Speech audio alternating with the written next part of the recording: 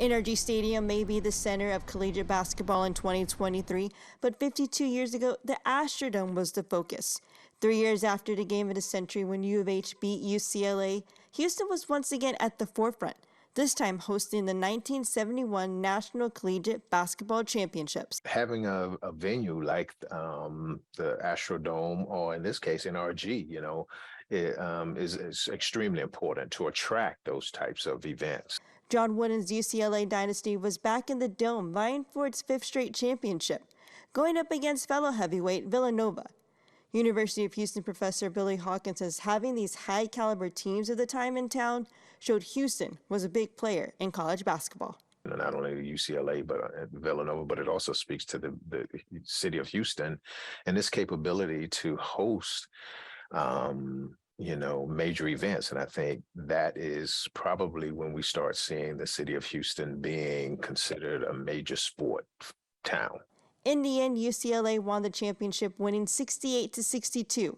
The Bruins once again raising the trophy on the Astrodome floor.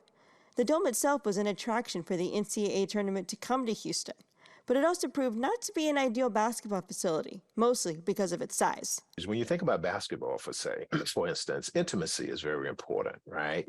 And how the stadium had to be converted, or the Astrodome had to be converted to sort of accommodate that was unusual. 5 decades later, the floor from the 71 championship game is on display every March Madness at 8th Wonder Brewery.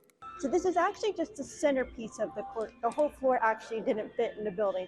So imagine the entire court raised like a boxing gym in the Astrodome. Long after the Bruins cut down the nets, the floor shows its age, but it's still a conversation starter and carries long-lasting memories. But it's definitely, a really cool piece of sports history, college basketball history, Houston history. Some greats played on this court, and just to have it and let people see it, once a year, it's pretty fun.